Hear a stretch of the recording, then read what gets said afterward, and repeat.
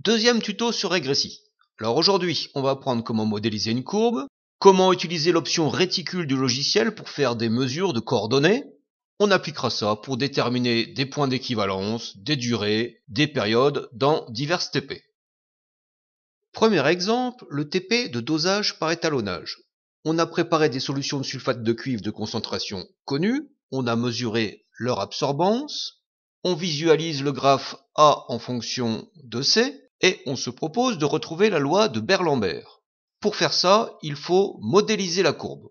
On clique sur l'icône modèle, et là on a deux possibilités. Soit on tape directement l'expression du modèle en faisant bien gaffe aux majuscules.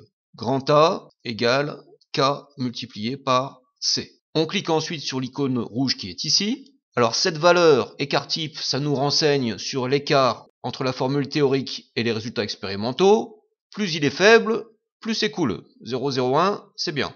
Le coefficient directeur, il m'est donné avec un intervalle de confiance à 95%, 12,67 plus ou moins 0,16.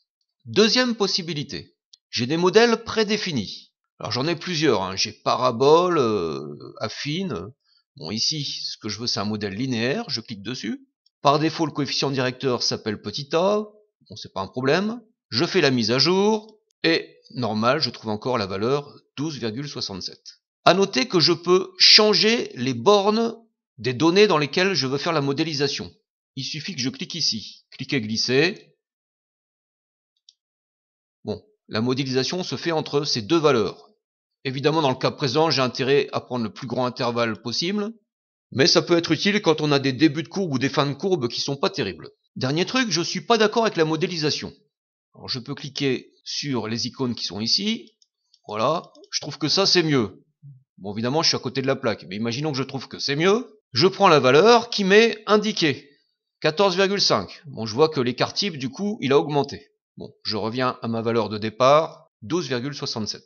Pour revenir au graphique, je clique ici. J'obtiens donc une droite d'étalonnage. Je peux lui mettre un titre. Je clique sur texte, droite d'étalonnage. OK. Alors imaginons maintenant que j'ai une solution inconnue. Je mesure son absorbance. Je trouve 0,7. Je veux utiliser la droite d'étalonnage pour déterminer sa concentration. J'ai plusieurs possibilités. La première, je clique sur réticule libre. J'essaye de me déplacer sur la droite et de trouver 0,7. Bon bah là j'y suis à peu près. Je vois que la concentration c'est environ 0,056. Deuxième possibilité un peu plus précise, avec cette version du logiciel, réticule modèle. Je clique dessus et là je vois que quand je me déplace obligatoirement sur la droite. C'est déjà un petit peu plus précis.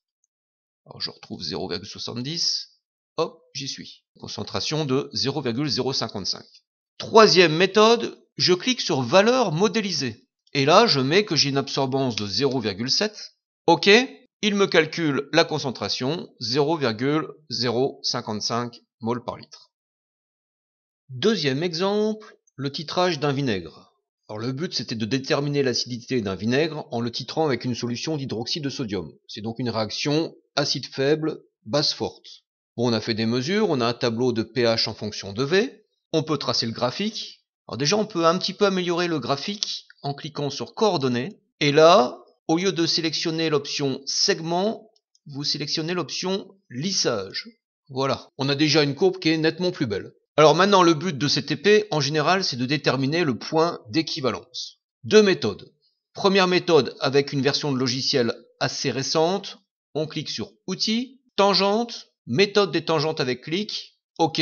On clique à l'endroit où on veut calculer la première tangente, donc à peu près ici. Et voilà, j'ai le point d'équivalence, 8,51 pour le pH, 8,94 pour le volume. Deuxième méthode, si la version du logiciel ne permet pas la méthode des tangentes, vous pouvez toujours créer la grandeur dérivée de pH par rapport au volume. Ensuite, dans graphe, vous ajoutez la courbe dérivée en fonction du volume. On la lisse, on la met en rouge. On peut mettre l'échelle à droite. Et le maximum de cette courbe rouge, ça nous donne le point d'équivalence. Voilà, vous pouvez utiliser l'une ou l'autre, ou les deux. Troisième exemple, un titrage par conductimétrie. Bon, là, on avait dosé une solution d'acide chlorhydrique de concentration inconnue avec une solution d'hydroxyde de sodium.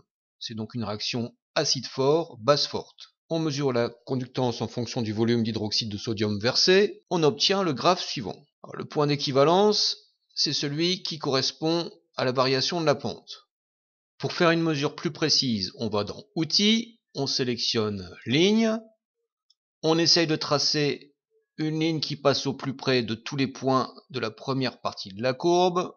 Voilà, j'y suis à peu près. On peut ensuite ajuster, la faire tourner. Bon, ça m'a l'air pas trop mal. On fait la même chose pour la deuxième partie de la courbe. Voilà. Et ensuite, pour déterminer précisément le point d'équivalence, on va dans Outils, Réticule libre. On se place à l'intersection des deux droites. Et on obtient ici 20 ml. Dernier exemple. Comment mesurer une durée précisément avec régressie? Alors on va prendre le TP, étude énergétique du pendule pesant. Au départ, on a un tableau de valeurs qui nous donne l'angle θ, correspondant à l'amplitude de l'oscillation, en fonction du temps. Si on observe le graphe, on voit qu'on a une courbe qui a un aspect périodique. Alors je peux déjà relier les points, les lisser, ok? Alors c'est pas vraiment périodique, puisque l'amplitude décroît, c'est pseudo-périodique. Toujours est-il qu'on veut mesurer la durée d'une oscillation. Alors sur le graphe, on voit qu'on a deux oscillations. On clique sur Outils. Là, on a deux possibilités, réticule libre ou réticule donné. Réticule donné, c'est un petit peu plus pratique. On choisit deux curseurs. On veut l'affichage de l'abscisse et de l'écart de l'abscisse. Ordonné, on n'en a pas besoin. OK. Je clique sur un premier maximum et pour être plus précis, je vais cliquer sur le deuxième maximum. Le logiciel m'affiche l'écart entre les deux maximums, 2,64 secondes pour deux pseudo-périodes. Une pseudo-période correspondant à une oscillation correspond à 1,32 secondes. Alors à noter que pour tous ces exemples, on peut à chaque fois copier les graphiques en cliquant sur cette icône. On peut l'enregistrer en format bitmap et aller le copier dans un traitement de texte quelconque. Voilà, ce deuxième tuto est terminé.